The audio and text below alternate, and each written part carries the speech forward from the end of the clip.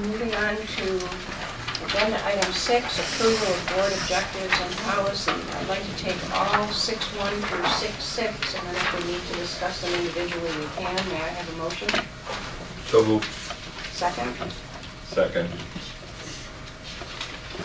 Any discussion? I found some typos. I mean, Okay. they're not important big things, but I think you want the language there. Let's start on 613, page 3 of 525.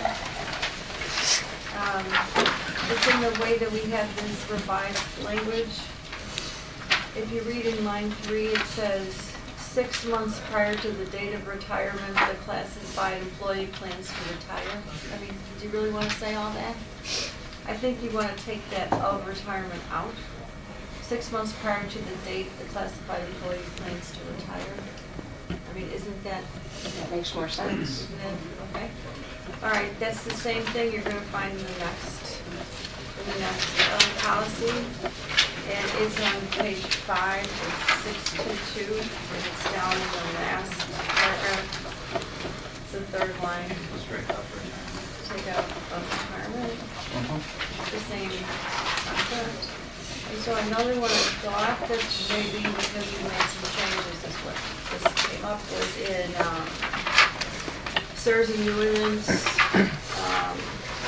returning to work and employment policy.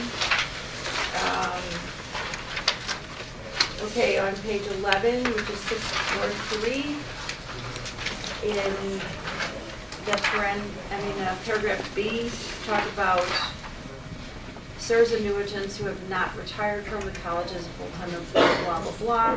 It goes on in the last line, and it says that after this pivotal date, February 25th, the last line, the college will not hire or employ any new or additional CERS annuitant other than those annuitants described. I think you mean in A. A or above. A, not B.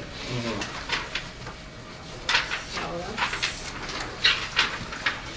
when I read those, that's what I noticed. Any other I comments? didn't read 6. Well, it's a first reading. Okay. 6.6 was a first reading. The others are all second reading. All right. Those are my only comments on those. Any other comments? On 6.4, again, the CERS annuitant returns to work and employment policy. Page 12, and number 3, the second line, and swear and attest to the fact in writing affirmed by a notary public. I mean, isn't that the description of an affidavit instead of all that language? So the annuitant must, or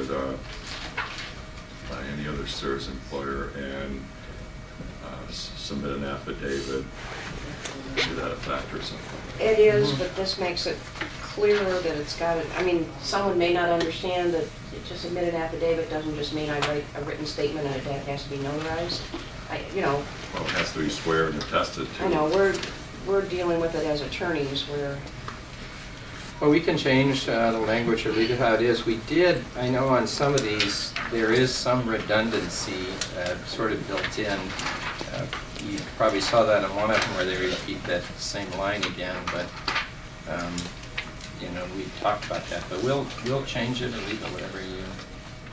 Well, I mean, who's ever going to be doing this is going to be informed by human resources what an affidavit is, or maybe even have a format for them to hand to them and say, have this executed.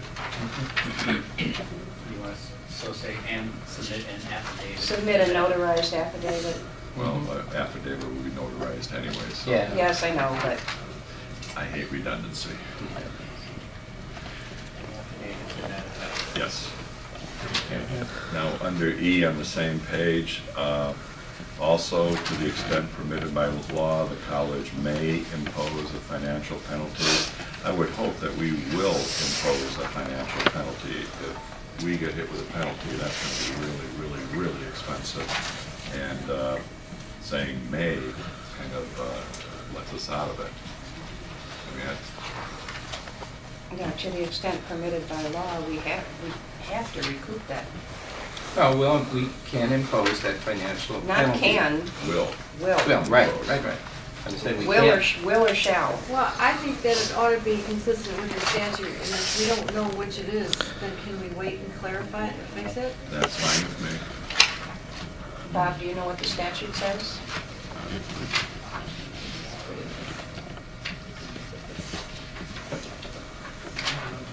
Not as I said. Okay. No, we'll be glad to change the language to will. I don't see a problem with that either.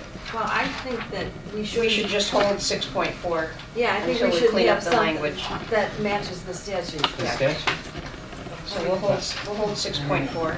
The statute Statute is doesn't apply to that. saying you can't falsify. Yeah. The person that was asked about, can we, is what extent does the college have the ability to assess the Right, fine? right. And that's not, That's not It's just not in the statute. statute? it's No. not. The institutions, No. It would be under our own. Discretion, yeah. Policy or Code discretion. that establishes the. I'm not that familiar with this. I think we're fine changing that to will. That- Changing may to will. Changing it to will. Okay. Okay. That's it for me. Great. Any others? Yeah, I've got one on page 11. Oh, exactly. 24.3. So what are we trying to say here about the full-time college in A, Lake County employees who retire from the college as full-time employees may be considered for post-retirement employment in limited instruction operating counseling capacities? Does that mean they can come back in any area? Only instructional.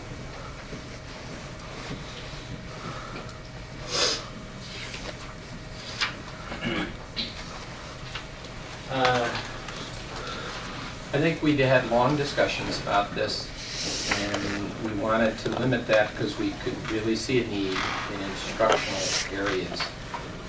Other folks, as we kind of talked to you, I think we maybe talked to you about, other folks would go through a temp agency. So they can still come back, they just need to go through a temp agency, so they're not our employee. Okay, And no so risk- that would no cover risk that. to the college. Okay. Where 99% of these employees, their earnings limitations will far exceed that any number of adjunct courses within the limit we have set in the contract. Yeah. And they're going through temp agencies because they would not be. For we send them to a temp agency, so the college isn't absorbing any risk related to the penalty, but also other things like workers' compensation. But instructional would not be. Yeah, because we want. In this A, full-time college and Lake County employees, I mean, if an instructor retires from Lake County and then works as a part-time instructor at 3 or 4 other colleges, couldn't we kind of start getting to that point where, Right. but then the other So stuff. they can only work for us. With the affidavit and Mhm. only they Right. can work for us, limits that. Right. Okay. That was the whole That's how, purpose of that. yeah, that's how we'll do it. Because that was the only way to police Right. whether or not they were going to go over the cap. Yeah, that's correct. Okay, any other Other questions? discussion? Okay, so 6.1 through 6.5 are second readings. We've had a motion, it's been seconded, may I have a roll? As amended, Oh, we. may I- who made the That's motion? fine. Okay. Good. You said that's You fine. made the motion? Okay, So so the motion has been amended to include those changes. And then may I have a roll call? Ms. Teeday? Aye. Dr. Griffin? What are we voting on, just to be clear? Just the second reading of 6.1 through 6.5. 6.6 is a first reading, so there's no action required.